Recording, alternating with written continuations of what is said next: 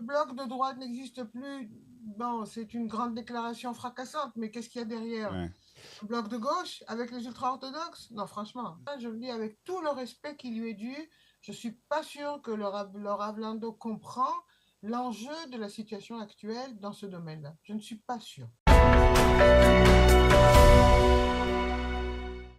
Et nous allons tout de suite parler de la crise, nouvelle crise politique en Israël avec cette menace des partis orthodoxes de faire tomber l'actuelle coalition. Pour en parler, nous sommes ce matin avec Peggy Sidor. Peggy, bonjour, merci d'être avec nous ce matin Bonjour Olivier. pour parler de cette situation. Je rappelle que vous êtes journaliste et spécialisé plus particulièrement dans toutes les questions qui concernent le monde orthodoxe.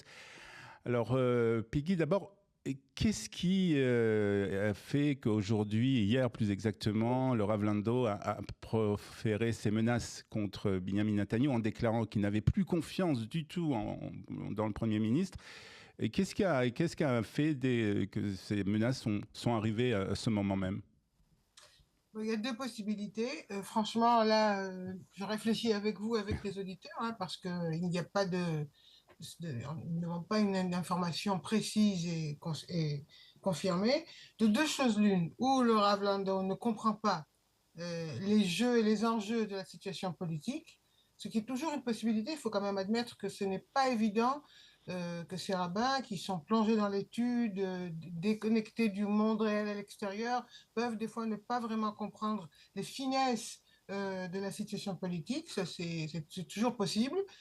Et une deuxième chose, c'est qu'il y aurait peut-être des informations, peut-être pas encore vraiment connues, qu'il pourrait obtenir de meilleures conditions si les élections donnaient la victoire au parti de l'opposition actuelle. Je veux dire, les factions ultra-orthodoxes ne peuvent pas tenir la route sans une aide du gouvernement, sans faire partie du gouvernement. Traditionnellement, depuis 77, les Haredim, les ultra-orthodoxes, sont dans un gouvernement de droite. Ça a été plusieurs, d'abord Menachem Begin, toute la suite. Ça a été une coalition qui a très bien marché avec Netanyahou. Et puis là, c'est autour de cette loi, la loi de conscription, ou la loi de ne pas conscrire justement les jeunes ultra-orthodoxes, les choses se sont gâtées. Alors, il y a des hésitations. Je veux dire, la clé est entre les mains d'Arié Derry. Ouais. Si Arié Derry a le courage, c'est pas clair, s'il a le courage de décider autrement de ce que le Rav Landau a décidé hier, ce serait d'abord une petite révolution. Je vous rappelle que Arié Derry représente le parti Chasse, qui est un parti ultra-orthodoxe séfarade, affilié au parti ultra-orthodoxe ashkénaze, et qui n'a jamais été vraiment indépendant. Mhm. Là, il se pourrait que, pour des raisons ou des autres, ou d'autres, Harry Ederi décide de franchir ce Rubicon et de décider autrement. Parce que contrairement à certains rabbins vraiment versés dans l'étude de la Torah, mais complètement déconnectés de la réalité de tous les jours, surtout dans la politique, Harry Ederi sait très bien ce qui se passe, d'autant plus qu'une grande partie de son électorat sont des gens qui vont à l'armée, Ouais. qui s'engagent.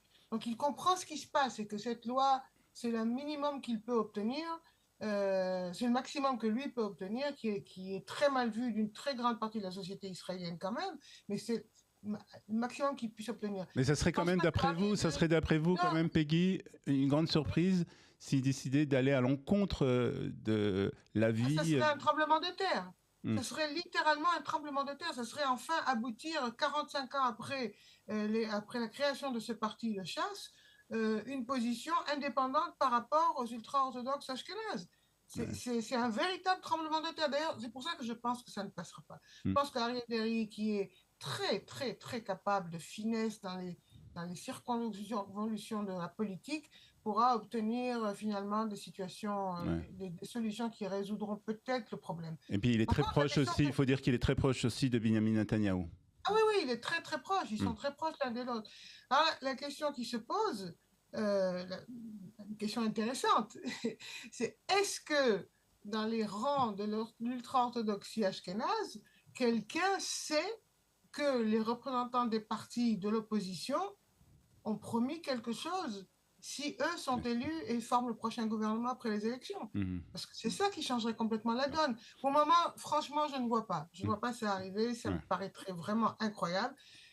Je pense surtout que ça va être une espèce de remaniement que Ariel Derry va réussir à concocter avec le soutien de Netanyahou, sûr qu'il y a besoin de ça, pour finalement calmer les esprits d'une manière ou d'une autre, sans perdre la face, et admettre que ce projet de loi ne peut pas passer maintenant. Ouais.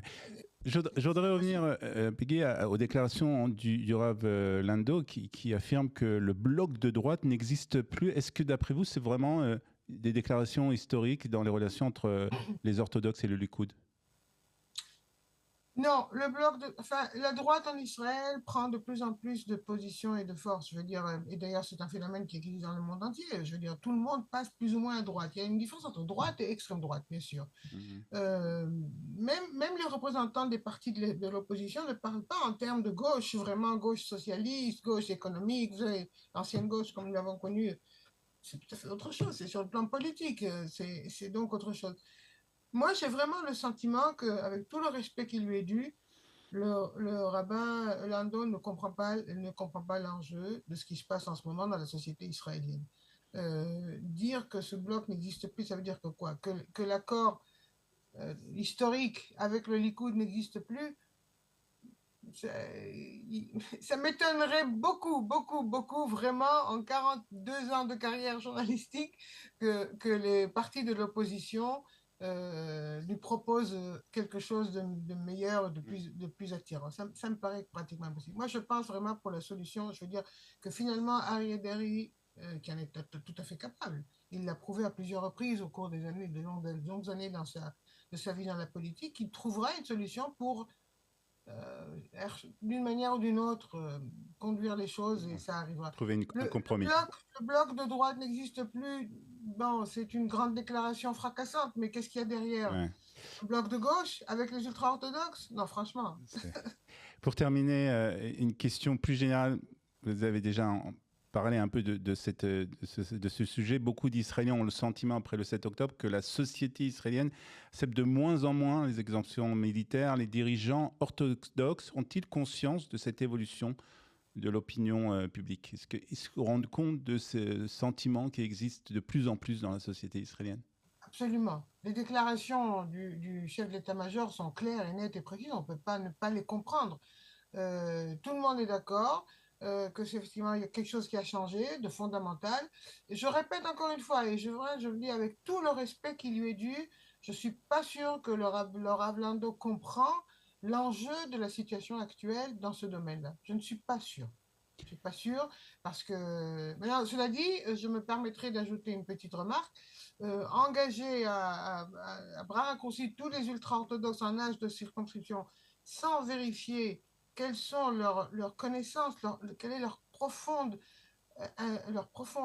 compréhension de ce que c'est qu'une société, une société démocratique dans laquelle il y a des lois, et les laisser devenir des soldats qui auront des armes en main et qui peut-être ne sauront pas toujours comment faire face à des situations très, très problématiques, je ne suis pas tranquille.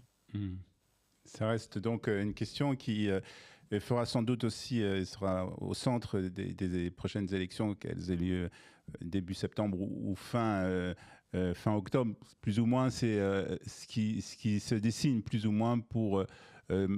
avec cette crise qui existe, qui risque d'être, en tout cas, comme vous l'avez dit, réglée par Ariel Derry. En tout cas, les élections auront lieu soit début septembre, soit fin octobre. Vous savez, Olivier, en Israël, 3 mois ou 4 mois, c'est l'éternité.